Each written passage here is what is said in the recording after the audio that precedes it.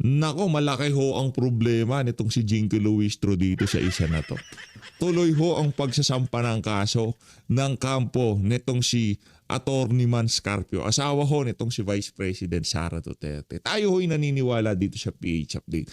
Alam ho nila dyan sa Injustice Committee na meron na ho silang mga karapatan na nasasagasaan pero pinagpapatuloy pa rin ho nila yung kanilang mga kalokohan. Para saan? Para lamang ho masiraan itong si Vice President Sara Duterte. Yun lang naman ho talaga yun mga kababayan. Masiraan itong si VP Sara dahil mapahanggang sa ngayong mga panahon na to, sa kabila ng paninira sa kanya sa nakalipas na 3 taon, siya pa rin ho ang nangunguna sa lahat ng survey na naglalabasan. Pero bago ho natin pag-usapan, pasadahan, yung naging interview na yan kay Attorney Peter Danao, abogado ho, nitong si Attorney Mans Carpio, siyang like at siyang subscribe. Masaya na ho tayo dyan at sa mga gusto sumali sa ating community, yung join button nandyan lang ho sa baba. Eto ho, pribadong individual si Attorney Mans Carpio. Hindi siya politiko. Alam mo nila yan mga kababayan. Hindi ho politiko. Alam nila. Pero bakit talagang sinasagasaan ho nila yung mga karapatan nitong si Attorney Mans? Tandaan ho natin mga kababayan, ang ika nga kini-question lang dyan, yung mga dokumento, yung mga transaksyon na dapat noong Vice President lamang, itong si VP Sara. Mantakin nyo ho, mula 2009 ho ata, kinalkal ho nila lahat ng dokumento. Pinag-add ho nila lahat ng numero. Diba? Ang pinag-uusapan lang ho dito, dapat nung 2022 hanggang 2026, 2025, kung gaano man katagal yung cover nung impeachment na inihain sa kanya. Ang matindi ho dito mga kababayan, mula noong pumasok sa politika itong si VP Sara, ilinabas ho nila yung mga dokumento. Pinag-add ho nila yung mga numero. Doon ho tayo magkakaproblema. At ang pinakamalupit ho dito, pati yung mga dokumento na dapat sana hindi nila pinakikialaman, yung mga dokumento na sa asawa nitong si VP Sara na si Attorney Mans, pinakialaman pa rin ho ng committee. Si VP Sara naman, ang puntirya ng impeachment, hindi si Attorney Carpio, at walang katotohanan yung 6 billion. Nako, yari sila dito. Yung taga-AMLA na nagbida-bida doon, may kalalagyan huyang mama na yan. Pinasok ho niya itong sitwasyon na kung saan hindi ho natin malaman. Gusto ba niya talaga yung pwesto na yan? Pinilit lang siya. Parang si Vince Dizon na meron silang pinanghahawakan sa kanya kaya wala siyang choice na humarap dyan sa pagdinig at kung ano-anong mga numero ang ilinabas niya. Diba? Dapat ilinabas mo lang. Ano ba yung kini-question? Ano ba yung pinag-uusapan dito? Impeachment ni VP Sara. Ilang taon yan? Mula 2022 hanggang 2026. 2025. Yung mga dokumento lang, yung mga transaction lang ni VP Sara. Yung SALN lang niya. Kaso ho, hindi yun ang suma. Talagang ginamit ho nila yung Injustice Committee para ika nga ma-demolish itong si Vice President Sara Duterte. Pakinggan ho natin ang abogado nitong si Attorney Mans Carpio kaugnay dyan sa pagsasampa na yan ng kaso ng kampo nitong si Attorney Mans. Sa BSP at AMLAC, maghahain ng reklamo si Manasseh Carpio, asawa ni Sara Duterte, laban sa ilang opisyal ng Bangko Sentral. Ito naman si ate girl, yung presidente kahit bangag na, todo-todo kung makatawag na President Bongbong Marcos, BP pa rin naman yan, madam. Kautamay ka talaga. Sa bagay, yung scriptwriter yan, baka galit kay BP. Sentral ng Pilipinas, Anti-Money Laundering Council at mga miyembro ng House Committee on Justice. Ito po ay kaugnay ng umano'y iligal na paglalabas ng sensitibong bank records na iniuugnay sa kanya at sa vice-presidente sa gitna po ng impeachment proceedings. At para alamin ang ilang detalye niya, makakapanayan po natin ang legal counsel ni Carpio na si Attorney Peter Danao. Magandang umaga po sa inyo, Attorney. Magandang umaga, Andre Angela. Okay, so may mga nagsasabi po tila pag-amin daw po itong magiging hakbang ni Mans Carpio na reklamo laban po sa BSP at AMLAC. Ano po ang masasabi po ninyo? Hindi naman ganoon kasi unang-una, ang issue dito sa pagsampa namin ng kaso ay kung may nilabag ba na batas ang AMLAC sa pagsisiwalat ng mga transaction reports na galing sa bangko. Hmm. At nasa reklamo naman namin na hindi naman naabisuhan at nabigyan ng kopya si Attorney Carpio ng mga reports na ito ng AMLAC. Nako. Kaya premature para mag-comment si Attorney Carpio sa mga naisiwalat ng AMLAC sa Kongreso.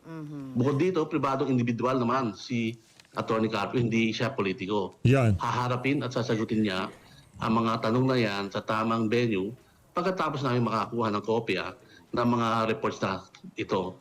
At andyan naman ang mga abogado ni Bibi Sara na sinagot at sasagutin ang mga aligasyon na yan.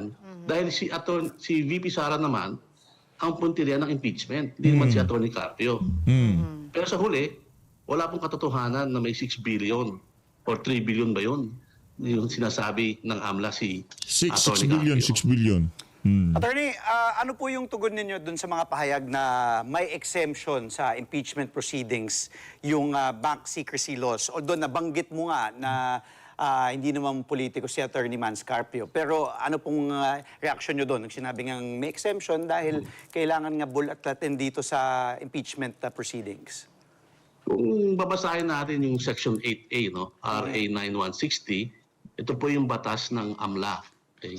Malinaw po ron na sinasabi, the AMLC and its secretariat shall securely protect information received or processed and shall not reveal in any manner any information known to them. So ibig sabihin po, in any manner. Batas po yan na pinasa ng Kongreso mismo. Sila po mismo nagpasa niyan. Di ba? So nakalagay in any manner. Ano ibig sabihin in any manner? Kahit sa anong paraan. Basahin niyo po ang batas na yan, RA 9160. At para dito kay ating nag-i-interview at kuya, kayo din ho, protektado ng batas na yan. Pero dahil ika nga, exempted ang mag-asawang Duterte dahil dinidemolish sila diyan sa ano na yan, diyan sa Injustice Committee na yan. Diba? Damay-damay na lahat, di ba? Kailangan mapakita na maraming pera mga Duterte. Ngayong magkano 60 million lang ang nasa ano niya, SALE niya, network niya, ng toko. Sang maleta lang ho galing kay Saldi ko yun. Wala pong exemption diyan. Oo. Pero Attorney, syempre ang sinasabi po ng nasa House Justice on Committee ay ito po ay proper at valid forum dahil ito po ay impeachment proceedings. Yun po ang kanilang inilalaban dito. Nako. And of course, hindi po naman po pwedeng magtago po sa likod ng secrecy law yung mga opisyal po ng gobyerno pagdating sa usapin ng accountability, Attorney. Ito naman si ate, ano ba yan? Tanong o dinidepensahan mo ginagawa nilang ng Injustice Committee? Ito talaga si ate, bano na nga mag-interview, pati ba naman magtanong? May tanong ka na, may sagot ka pa. Ano pambihira naman, oo. Meron naman legal na paraan kung gusto nila hanapin at tukuyin yung mga transaksyon ng isang may-ari ng bangko. Okay? Pero dito sa batas na to, sinasabing yung AMLAC mismo, hindi po pwede. Sa may ibang batas pwede, meron silang ibang pwedeng paraan. So dapat alam nila yon. Pero itong batas na sinasabi nilang batas ng AMLA na sila mismo pumasa, ang nakalagay dyan, in any manner. Ibig sabihin kahit anong paraan. So humanap sila ng ibang paraan na hindi pwedeng labagin ang batas na to. Di ba? But this is the impeachment proceeding. This is the other way that you're talking about, Attorney. Well, dapat kung sinasabi nila na yung AMLA pwede maglabas ng impormasyon, dapat sinabi nila rito sa batas na except impeachment proceeding. Di ba? Wala naman eh. Di ba? Malinaw naman dyan sa Section 8A. Di ba? Nako. Alright, yung pahayag po ni Ang problema dito, itong dalawa nag-i-interview na to, hindi naman ho sila abogado. Di ba? Ay, ang problema sa mga masyadong umaakit sa utak porket nasa TV na sila. Akala mo lahat ng pumapasok sa utak nila ika nga pwede na. Di ba? Anak ng tawa, impeachment ito iba ito. Pwede maglabas ng dokumento, sinasoplak sila. Ba't wala sa batas? Wala sa rules ng AMLA. Wala sa batas ng AMLA yan. Bida-bida talaga tong si ate, oo. Carpio po tungkol nga po dito sa naiulat na 6.77 billion transaction umunila ni VP Sara ay wala po categorically, he is not denying it, pero kayo po kanina sinabi po ninyo na hindi po totoo yon. Kasi nga, sabi ko nga, unang-una, si Attorney Carpio ay pribadong individual. Ayaw niya magkaroon ng trial by publicity sa mga usapin na yan na bank transactions kuno na nilabas ng AMLA. Diba? Ngayon, pag nakakuha na kami ng kopya at ma-verify kung talagang tama yung summary, kasi ang ginawa naman ng AMLA dyan, siya mismo nag-summarize. Diba? Tama ba yung summary nila? Tama ba yun na meron silang na-receive ng mga reports sa bangko dun sa sinamary nila? Diba? So hanggat wala pa naman yung kaming kopya niya, siyempre premature para mag-comment si Attorney Carpio. Pero sa usapin namin, talagang dinideny niya na meron siyang 6 billion o 3 billion ba yan. Pero attorney, handa po ba kayong magbigay ng paliwanag tungkol sa pinagmulan ng mga transaksyong ito sa tamang paraan, tamang forum? Siyempre naman. Kasi kung wala namang katotohanan, bakit naman kami magtatago? Ano po para sa inyo at sa inyo pong kliyente yung tamang forum? Kasi po, si VP Sara ay hindi naman po uma-attend doon sa impeachment proceedings. I can't comment kay VP Sara dahil meron silang sariling posisyon. Yan yung problema pagkabano yung mga nag-i-interview, di ba? Yung ini-interview, yung abogado nitong si Attorney Manscarpio, ibinibida yung hindi pagdalo ni VP Sara. Palakpakan! Diba? Yan ho ang ating mainstream media. Kaya kung ako sa inyo, kung di pa ako kayo nakasubscribe sa PH Update, mag-subscribe na ho kayo. Dahil nga papakita ho natin kung gaano kawalang kwenta yung mga mainstream. Yeah. Kung bakit ayaw na umaten sa House, no? Pero sa kliyente namin si Attorney Carpio, Yan. ang dapat na venue dyan, siyempre, sa korte. Korte, diba? Kasi korte. hindi man siya politiko na subject to impeachment proceeding, di ba? Kaya nilagay namin, sinampan namin tong kaso para malaman natin kung tama ba yan pagsisiwalat nila. Di ba? I remember, Yari ang attorney, amlang na bago po nagsimula itong hearing na to tungkol sa mga bank statements nila, VP Sara at kanyang asawa, naghain po ng complaint po sa Supreme Court. Pero wala pa po kasing sagot doon o ruling ang Supreme Court doon po sa pagpigil nila, pagbubukas nitong bank statements nila. Kapag po ba biglang naglabas po ng ruling ang Supreme Court tungkol dito, ano pong mangyayari? Is that already moot? Meron po bang basehan doon? Ay kahalagahan, rather? Siyempre, pag may Supreme Court decision, susundin natin yan, di ba? But Bilang abogado. naka-open na po Na-open na Alin yung mga Yung bank account. Oo. Opo. Hindi. Yung mga bank accounts, ibig sabihin na-open, sa position namin, wala namang Walang na-open na bank accounts. Ito na si ate. Di ka pa nanood? Walang bank accounts na open. Yun, yung mga na-plug na transaction. Galing bangko yun. Kaso wala namang particular na bank accounts ang binuksan. Kumbaga lahat lang ng transaction na nakapangalan dito sa mag-asawang Carpio. Ito naman sila anak ng Petrang Garapata. pwedeng Bayan. i-open ang AMLAC dahil nga bawal. So miski na in-open mo yan at bawal, pwede naman sabihin ng Korte o Supreme Court na hindi pwedeng gamitin yan dahil kinuha mo sa maling paraan. Di ba? You cannot justify the end by illegal means. Attorney, pero po kasi ang taong bayan, kayo po bilang isang abogado po ni Attorney Manscarpio, paano niyo po babalansehin yung karapatan sa financial privacy? Naintindihan po natin yon. At ang interest naman po ng publiko na malaman po ang Interest nyo yan, kayo dyan sa taga-mainstream media. Interest na sambayanan, maging presidente si Bibi Sara. Ito talaga si Kuya, yung patino ba naman yung interest nyo, pinapa-interest nyo sa amin? Hindi namin interest yun. Interest na sambayan ng Pilipino, mag-resign si Marcos Jr. Interest na sambayan ng Pilipino, makulong yung mga mastermind sa mga ma-anomal yung flood control. Yung paninira kay BP Sara, interest na mainstream. Yung mali yan Sara. Ayusin natin yung narratibo. Mali, lumilihis tayo sa katotohanan.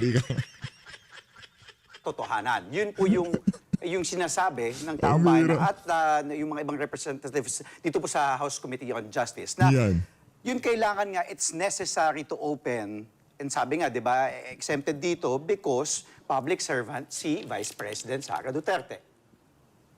Tayon sa batas, kailangan kang kumuha ng court order. Diba? May exemption naman, pero dapat dumaan ka nga sa proseso. Ang proseso na yon, humingi ka ng order sa korte para mabuksan ang mga informasyon na yan. Bank information order. Diba? Hindi naman sinasabi namin bawal. Dumaan sila sa tamang proseso. Diba? So pumunta sila sa korte. Diba? Sinasabi nyo impeachment. Eh di, Hindi. Ika nga ang tawag dito, yung interest kasi ng mainstream media ang tinutulak ng mga nag-i-interview na yan. Idinadamay pa tayo. Gusto nyo pa makita yung mukha ng dalawa nag-i-interview? Ipatawa kayo dyan sa News 5. Pambira pati tayo, dinamay-damay. Interest lang naman natin, makulong yung mga mastermind sa mga maanumalyang flood control. Mag-resign si Marcos Jr., maging presidente si VP Sara. Yung impeachment na yan, hindi namin interest yan. Interest nyo yan, kayo mga oligarko. Interest niya mga kurakot na politiko. Pambira. impeachment court. Diba? Sino mag-impeachment court? Yung Senado. Diba? So mayroon naman paraan na gawing legal ang pagkuha ng impormasyon ng isang account holder. Kasi kung hindi natin susundin ang batas, di ba? Wala nang susunod sa batas. Para saan pa yung batas na yan? Di ba? Lahat tayo pwedeng maging subject to illegal search and inquiry ng ating accounts. Ako, ikaw, kahit sinong senador, kahit sinong congressman, di ba? Okay, ano po ang inaasahan po natin dito po sa mangyayari sa reklamo na ito sa Quezon City Prosecutor's Office? This is going to be today po. Today po yan, ano? Yes, mamaya. So, siyempre, pagka-file, alinsunod sa regulasyon ng mga pinapile na kaso, dapat sagutin ng mga respondents yung reklamo. Confident po kayo na may laban kayo dito sa kasong ito? Ano klaseng tanong ba naman yan? Pambira, alam ka naman hindi sila nagsamba kung hindi sila paano makatay. Pero talaga notorious to Pagdating sa mga kabano ang tanong, yung ali na yan, notorious yan. Ba't pa sila magpa-file kung di rin sila confident na meron basihan yung kasong ipafile nila? Ano sila, mga siraulo? Tanongin mo si Trillanes kung ganon. Yan, mahilig mag-file ng kaso yung kahit walang basihan. Pero kung pambihira naman to si ate, ano ba yan? Kakaano? Kami naman sumasangkalan lang sa batas, no? Yung RS 9160.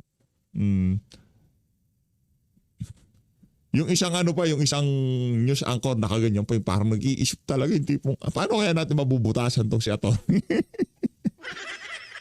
Diba kayo? No? Section 8A, yung pinakita nyo kanina.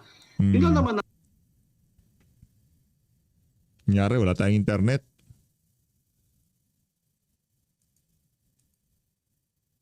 Nako, kung si ate kasi. Teka lang ang sinasaad namin na sinasabi ng batas, in any manner, ibig sabihin, kahit anong paraan, hindi pwedeng maglabas ang AMLAC ng impormasyon. Hindi, impeachment Di ko alam ba, naging reporter yan. Di ko alam ba, naging anchor yan. Alright, maraming salamat. Alright. Dito na ho tayo. Lipat ho tayo dito kay Senator Rodante Marcoleta. Di ko natin napasadaan to nung weekend. Naku, nabisi ho tayo mga kababayan. Kaya naman dito, hindi ho natin pwedeng palampasin. Ang naging tala kaya, dyan sa saganang mamamayan. Ito, Senator Rodante Marcoleta. Game.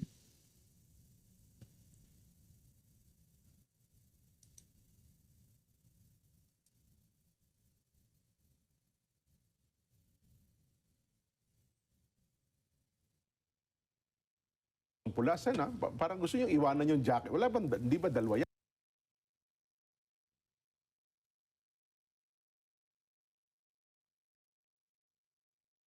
Ano, tatlo? Kasi pambabae yata ito Hindi ho.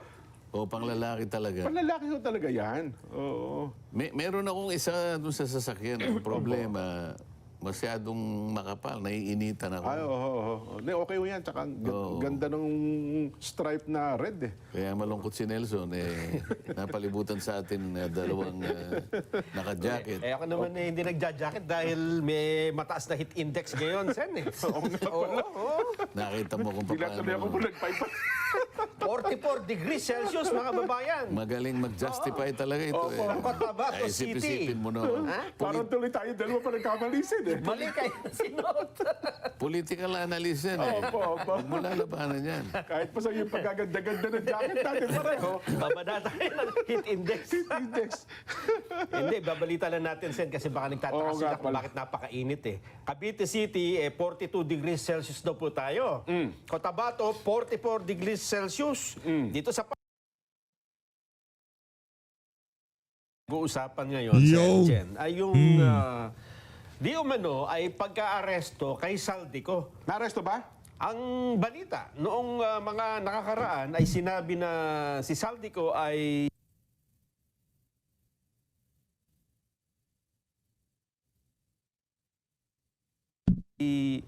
nasa, ano yun, pumasok sa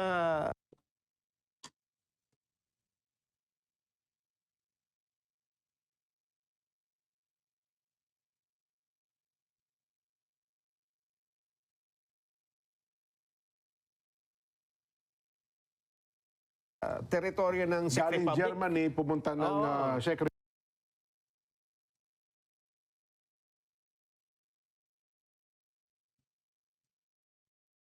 Salamat po sa Thank inyong you, Attorney. oras. Republic. Wala siyang dokumento. Meron daw problema sa kanyang documents, immigration documents. Travel document. So, ang sabi ay inaresto siya. Pero ang paglilinaw naman ng Department of Justice, kung hindi ako nagkakamali ngayong araw Fake news si Marcos Jr. ito no? Bira. May statement. Tama. Hindi daw ho dapat ang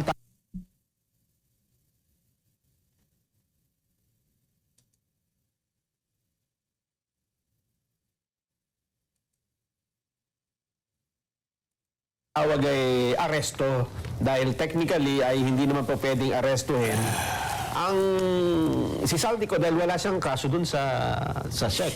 Ang tama daw gamitin ay parang hinold siya dahil nga dun sa immigration rules. Hinold? Oo, hinold. Hindi, parang ilang araw na siya nakahuli. Parang nahuli siya. Maaari siyang pakawalan anytime, parang gano'n. Oo. Ano bang legal terms nun, Sen? Ano ba tapat talaga? Hindi, bakit ka hinold kung wala ka namang problema? Yun lang sigurong chinecheck sir yung documents. Sine-check ka lang, i-hold ka. Ako naman minsan din napunta ako ng Amerika. Paano naman itong mga kasama ko rin, kung ano yata yung Dala-dala. dala-dala. Dala na nga. Oo, tsaka yung isa sa pagpunta ko ng Amerika, alam mo, pagka-alis ka na, meron kang departure yung yung certificate, slip eh. Opo, Kailangan iwanan mo yun, kailangan ibigay mo yun, tapos may pipirmahan sila. Hindi ko yata naibigay yun. Kaya pagpunta ko uli, nakita nila, may record. hindi ka naman umuwi, ba't nakabalik ka? Ayun. Ganun po. Oo, di inold muna ng konti. Di, ginanong ko inalungkot ko. Ito yung hindi, nakalimutan mo. Sige. Ganun lang naman eh. A few minutes. Oo. A few minutes lang. Pero may i-hold ka ba ng... Kumbaga binigdil lang nitong si binigdil lang ho nitong si nitong mga tauhan ni Marcos Jr. Ganito kasi yun, Ang narinig ko kasi mula kay Pangulo na nahuli na si Saldico. Ayun nga Yan. po. At minanduhan ko ang DOJ at ang kung sino-sino pa para makipag-alaman sa gobyerno ng Czech Republic. Opo. Di ba? Ang pagkakaintindi ko na-aresto yung tao. Pero nag-iisip ako, Jen, Elson, paano nangyari yun? Kasi, alam mo, meron tayong Geneva Convention. Okay. Yung Geneva Convention ay nagsasabi na kapag ang isang Pilipino ay naaresto sa ibang bansa, natitrigger mo yung requirement ng consular notification process. Automatic po yun, Sen. Automatic yun. Automatic na natitrigger yun. Opo. Consular notification process. Anong nilalaman nun? Anong detalye ang kasangkot doon? Opo. Ang detalye includes the identity of the arrested or detained person. Okay. It also includes the circumstances of the arrest or the detention. Doon nga, kung ano yung nangyari. No?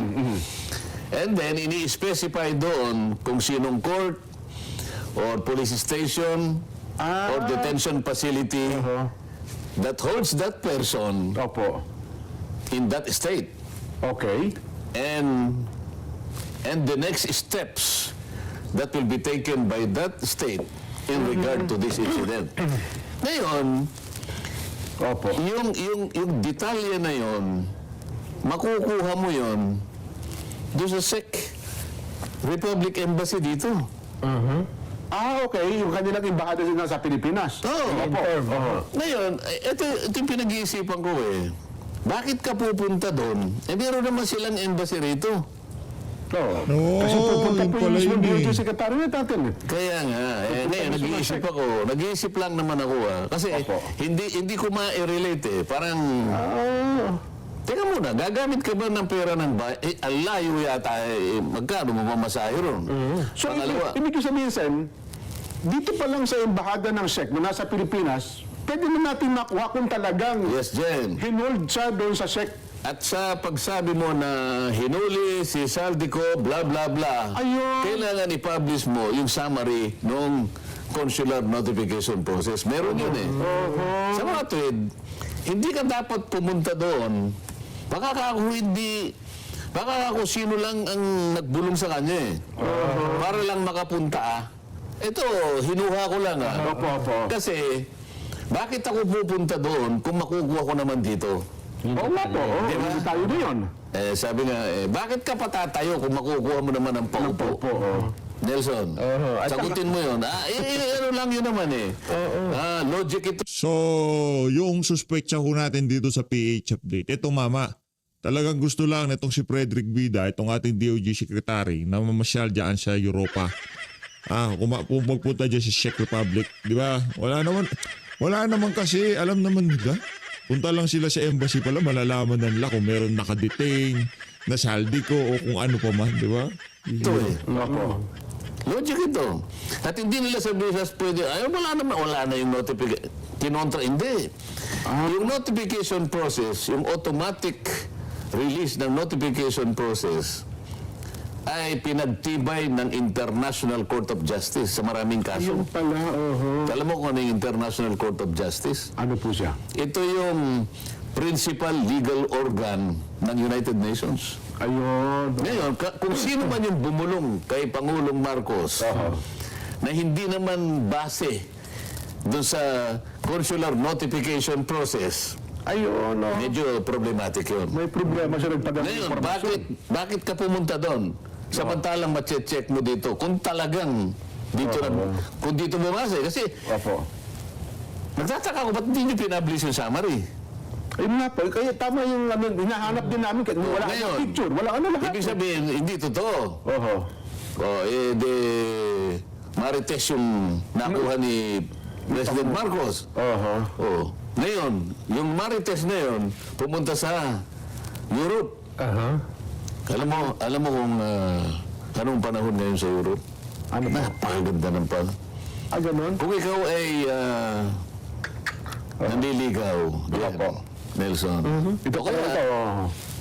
o kaya yung asawa mo kasama. Opo. Lalo mapapamahal sa iyo ang asawa mo eh. Naku, i-schedule ko na siya. Tama-tama. Isipin mo, ngayon ay spring. Spring. Alam mo yung spring? Yung paglipas ng taglagas. Ganyan. Kasi yung mga bansang yan, tayo kasi hindi natin alam ang taglagas sa spring. Yes po. Meron lang tayong tagulan at taginit. Yes po. Ngayon, taginit tayo. Pag uulanin tayo. Doon meron taglagas. Autumn. Yes. Nakita mo yung autumn leaves, ano? Yes po. Pagkatapos nun, spring. Sisibol naman ng unti-unti mga ano. Ay, kung ikaw ay nanliligaw, mapapasagot mo yung babae, hindi dahil sa ganda mo lalaki. Dahil sa gusto ka, Dahil sa kagandahan ng klima yung lugar.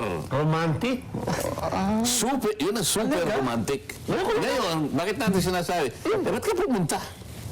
Iba yan, may dalang babae. Hindi dahil sa medala. Bakit ka pupunta ron? Sabi ko nga sa'yo, embahada ng Czech Republic, nandito rin eh. Nakuha mo ibig ko sabihin? Tawag doon, Sendante, high-level talks. High-level talks ang tawag doon. Kaya para sa akin, may pagdududa ako. Nasasabi ko ito, binabase ko sa Sa pagkakaalam ko sa mga tuntunin. Di ba? So hindi pwedeng tumanggi. At sabi ng check, ay hindi, ayaw na may bigay ang impormasyon na ito. Hindi na pa na pwede. yun. Sabi niya, wala. Ibig sabihin, walang na-aresto, walang nahuli, walang nakadetain. Yun na ibig sabihin yun. Kasimple-simple naman nun eh. Walang notice. Consular notification process. Memorize mo yun, Nelson. para sa Consular ganun. notification process. Yes, sir. CNP.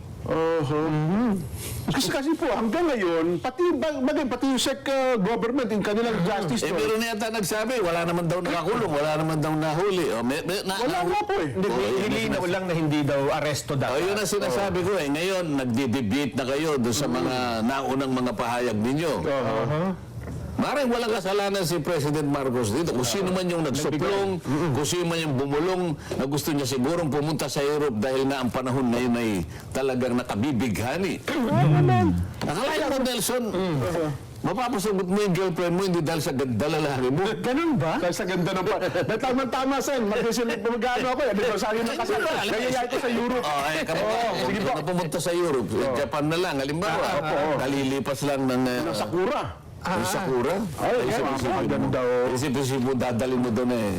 Nandun ka sa ilalim ng mga puno ng Sakura na pumaalimbuka yung ano yung mga bulaklak. yung mga bulaklak na kulay lila. Lila ba yun o pink?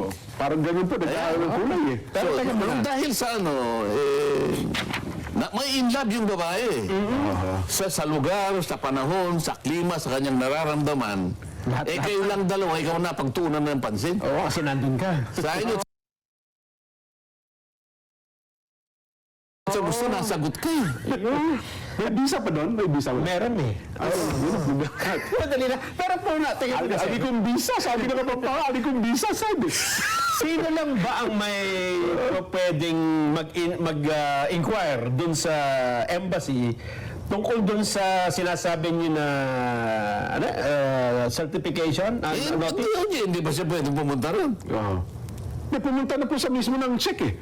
Yung Hindi DOJ na. secretary. Dito nga, makukuha mo na eh. Pwede? Ano ba kami ni Jeff pumunta sa... Tatanungin niya, sabi kasi may narinig kami na nahuli, na-detain, blah, blah, blah. Can you please show us the notification process? Kasi automatic yun eh. Sabi ko nga sa iyo kanina, mati-trigger yun eh. It's automatic. Sasabihin natin, teka kayo, sandali, give us 5 minutes. Ando na. Check lang pala ulit. There is nothing here. What is his name? Saldico, Eli Saldico, a former representative of the House, Lower House. Ayan. It's not here, sir. Wala. Can you please recheck? Wala sa record. Ano? Yes, sir. Nothing. O, hindi wala. Ba't ka pupunta ron? Yan ang ibig ko sabihin. So dapat yun muna ang first O, step. naisip mo talaga, spring. Tingnan mo muna pala doon. So, meron na pinapunta rin para samantalawin yung... Hindi naman siguro. Hindi naman natin sinasabi yun. Ako, dahil nga sa, hindi ko nga masyadong mapiho na talagang tama yung ibinulong sa Pangulo, baka gawa niya lang. Kasi may proseso nga eh. Kung alam nila yung proseso. Posible naman hindi nila O baka mag-text lang sa kanila. Pagkatapos, alam mo naman, ang ganda ng AI ngayon. Meron nga ako nakitang AI eh. Dalawang pulis eh, nakaganon si Saldico eh. Pina-check ko sa document ko. Teka muna nga, totoo ba ito? Arrested na talaga. No? Alam mo, kasama ko doon sa makasaysayang bridge eh. Na imposible na parang akala mo ng background na historical pa. Alam mo, in 3 seconds, sumagot yung document. Sir, AI po eh. O di para ako ganun ang nakita. Hindi, pero ako naman, sir, bilang Pangulo ng ating bansa at para i-announce ko itong bagay na ito, Anong malay ko naman, bakit? Sa tatanungin ko mo ba siya, secretary ko siya o sino man yun. Siyempre ako, naniniwala ako doon, alter ego ko to eh. so ibig Kasi sabihin, pag sinabi kung totoo ba yan? Baka mamaya, ikaw na, Mr. so President. ibig sabihin, hindi isang pangkaraniwang tao nagparating nito kay Pangulong Bongbong.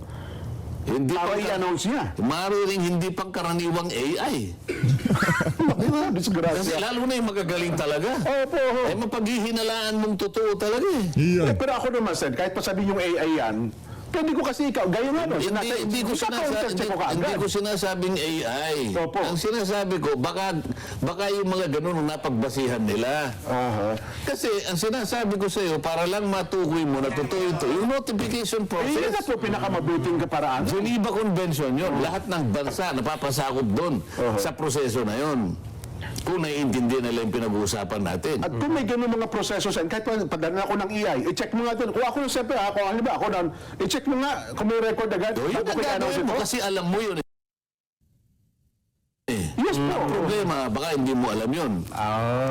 Nagkagulo-gulo na. Hindi alam. Ayun. O, sabi naman siguro, teka muna, kahit na mali ito, spring doon eh. Pag ayutusan ako, may pupunta ako doon. Ganun ba? Inutusan ka ba? Pero Sen, ito ba it doesn't matter kung ano ang dokumentong ipinapakita ni Saldico. For example, kasi ang sabi, may passport siya ng ano ba yan? Portugal daw. Portugal, eh. Oo. Wala na sa point ng pinag-uusapan natin ito. Eh. Talaga bang hinuli, talaga bang inaresto, talaga bang dinitain? Malinaw ng parang wala. Sabi ko nga sa inyo, kung talagang yung ulat na yun ay nakabase sa notification, consular notification, pinablish dapat natin yung summary nun, at least alam natin. At least yung media, Opo. at magitan ng tagapagsalita ng Pangulo, kung sino man yun. Ito po ang nangyari. Base po ito sa consular process, ito po yung detalye, bla bla bla. O, edi alam natin totoo yun. Bakit hindi ganun ang pinag-umpisahan? Kumbaga sa isang pag-arulan lang sa yung police report, mayroon kang initial police report. At saka may blatter. may blatter Kasi ka. may record pala eh. Ito pala, yun po, naka-blatter dito. Ano pa ang detalye niyan? Tsaka may susunod doon ako.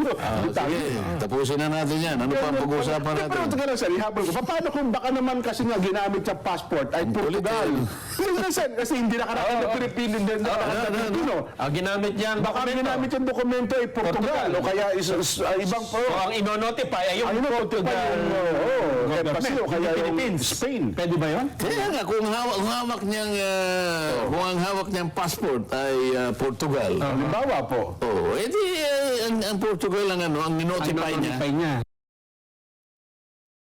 Hindi, kaya nga po, baka kaya hindi natin mag-check sa Pilipinas sapagkat nag-notify sa Portugal o kaya doon sa Espanya. Nung notify, alam nila Pilipino yun. Hindi nila notify din ang Pilipino. Notify din. Magkakaalaman naman eh. At saka, hindi karaniwang tao si Saldico. Kasi sasabihin ng Portugal, special lang ito, nabigyan kami ng Pilipino, notify mo yung Pilipinas. Ayun, ganun pala kadali. Ang dali naman ngayon. Secretary Bida, wag na kayo tumuloy ng check. Alam nyo, pinahihirap nyo lang. Pumunta muna sa embassy. Katulad ng flood control investigation na yan. Sa inang Pinipilit na pinahihirap lang eh. Napakasimple lang, tuntunin yan eh. Nang hinayang ako bigla sa bago ituloy yan. Kasi meron ako pinapupunta ako ng himpilan eh. Talaga binabalik sa spring eh, ano? Pinapupunta na po ako dun eh. Hanapin Para mo alamin ko si Saldi ko eh. Totoo eh. Nang himpilan. Opo, oo. Alamin daw. Checkin ko mamaya kung talaga pinapupunta ka. Hindi kasi kaya nakita ko naman, bag natanong yung pagtapaksasan, nakita ko si Congressman Pido Garbin. Si Kong Pido pala. Nakita mo saan? Hindi, yung ini-interview. Ini-interview si Kong Pido. Sabi ni Kong Pido, nagkataon naman daw, yung kanyang chief of staff pala nasa Madrid. Okay. Yung palang Madrid, parang maikli lang, malapit lang pala. lang, oo. Within 1 hour, nandun siya sa Czech. Pinapunta daw niya yung kanyang chief of staff. I-check mo nga kung totoo ito. Wala daw nakuha. Hindi naman magkalapit yun, ikaw naman. Hindi, naka-aeroplano lang sa aeroplano. Mga 1 hour na aeroplano daw po. Hindi malapit yun. Hindi, ibig sabihin, ganun lang bilis. Opo. Lilipat ka ng Mediterranean Sea. Opo. Kaya sabi daw kayo ng chief of staff, sabi, boss, wala akong record. Hindi namin matagpuan. Pero yung sabi-sabi pa rin yun. Opo, Ang tama sinasabi ko sa iyo, Ito official. yung consular notification, official Official. yun. Yan. Para sa ganun, walang puwang yung pagkakamali, walang alinlangan. Ay, naku. Palaging nakasentro tayo sa totoo. Ganun lang Yun, pala ang importante doon. napaka-hirap na hirap. Hindi tayo naniniwala na talagang si Frederick Bida gusto niya lang humagbida-bida at magpunta ng Czech Republic. Makapasyal ba? Pasyal lang ho. Noong nakaraan, paano nga? Kasi naghahanap pa kami ng proof of flight ni Nelson eh. Lunes pa kasi, biyernes lang ako makakarating dito na lang din. Hindi mo man lang ako tinext. Di sana nasabi ko sa'yo. Sabi ko, ito, ang hinahanap namin, picture man lamang, proof of flight. Hindi mo ba nakita? Walang ganon? Wala Kasi po. nga wala eh. Yun. Wala yung notice. Oh, ganun lang pala kadali. Ang sabi niyo nga, Sen, kung talagang gagawin pala proseso, napakadali. Kagaya din ng proseso, napakadali din sanang resolve ng flood Nasaan control. ba yung Dutch Embassy, yung Czech Republic Embassy? Anong address niya? Hanap niya na Makati na ata. Makati. Anong mas malapit? Makati po. Europe o Makati? Makati. Kaya lang. Europe ang mas malapit. Teka muna. Ang Makati kasi, napakainit. Opo. Walang spring dun eh. Sa Europe. Spring. Springtime. Yan ang mas malapit. Ha? Mas masarap ata ang barbecue doon sa Europe. Naalala mo yung pelikulang yung ano ba yun? Yung Sakura? Ano ba yung Sakura? Anong pangalan sa sa English? Yung Yung ano po, yung bulaklak na antag ito. Cherry Blossom. yung pelikula ng sasabihin mo naman, wala ka pa rin eh. Yung kay Hilda Coronel, Cherry Blossoms. Nakita mo? Sa atin yun naman pinaghahalataan yung edad nito si Senator Rodante Marcoleta. Ako, wala pa ako Yung doon. environment. Yun ang yung spring. Para lang ma-figure out mo, para ma-imagine mo yung sinasabi ko. Kasi si Jen, hindi pa nakarating sa Europe eh. Wala po, hindi yun talagang ano. At lalong-lalo makarating kay springtime. Ang napuntahan ko lang, nasakop ng Europe eh, ng Portugal. Ko kami na ideas. Handa ba kayo magprograma mag-isa rin? Nakapunta ito sa Isabela. Init. Init po, grabe. Nangipin ako eh. Pero sabi, ganun pala kadali. At kung pag-uusapan ng ganun kadali proseso, nabanggit nyo, madali rin pala ang proseso. Sana kung matapos natin ang flood control anomaly investigation, saan eh? Di ba? Talaga pinahihirapan lang eh. Pinahihirap lang ang proseso. Ba? Mukhang hindi na mahihirapan, Jen. Ha? Bakit? Di ba sinasabi niya palagi? Kung nasaan ang ebidensya, puntahan natin. Doon tayo. Doon tayo sa ebidensya. Doon tayo. Doon natin, tutuntunin natin ang dinuturo ng ebidensya. Paano? Yung daan papunta sa ebidensya, ay naman yung daanan. Nilagay niya ng maraming hadlang. Anong tawag doon sa obstacle? Yung lundag na lundag habang tumatakbo. Mahirap yun. Buti ba, lundag-lundag pa, meron nga maliit na pusalin, kung ano-ano pa, no? Langoy ka. May bisikleta. Kung ano gagawin mo eh. Yun na nga po. Mukhang wala na rin atang kasunod na pagdinig, Sen, kung ang pag-uusapan ng flood control anomaly sa Senado, no? Parang nakikita ko, gano'n na yung direction. Parang ipipinid na niya. Parang isasaram niya. Ganun po. Yan. At wala nang aasahan ang taong bayan. Di wala na rin report. Kasi hindi rin napirmahan. Ipipilit niya yung report niya. Gusto niya pirmahan namin yung report niya. Saan ka naman nakakita ang gano'n? Ay, kung hindi nakakuha ng sapat na bilang, di wala din yung report. Kahit na makakuha pa ng sapat na bilang. Opo. Ibig mo sabihin, yung pagpirma ng sapat na bilang ng mga senador, ibig mo sabihin, magiging katanggap-tanggap yun? Ayun na nga mga kababayan, dito na una tatapusin itong mga punto de vista na to ni Senator Rodante Marcoleta. Ang bottom line ho dito mga kababayan, alam na ho nila ang administrasyon na walang nakadetain na Saldico sa Czech Republic. But pinagpilitan pa rin nila na ipadala o magpunta itong si Frederick Bida at kasama niyang hindi ko kilala yung kasama niya na yon, na magpunta pa sa lugar na yon, no? Naggumastos pa sa bayan ng Pilipino. Tapos sasabihin, Inday lustay. Sila laman lustay ng pera. Alang naman pera ni Frederick Bida ang pagbabayad doon. Natural, pera na sa bayan ng Pilipino ang pang babayad sa pamasahe ng mga yun. So, Luis, maraming salamat to. Mag-ingat to kayo lahat. Lahat ng Pilipinas.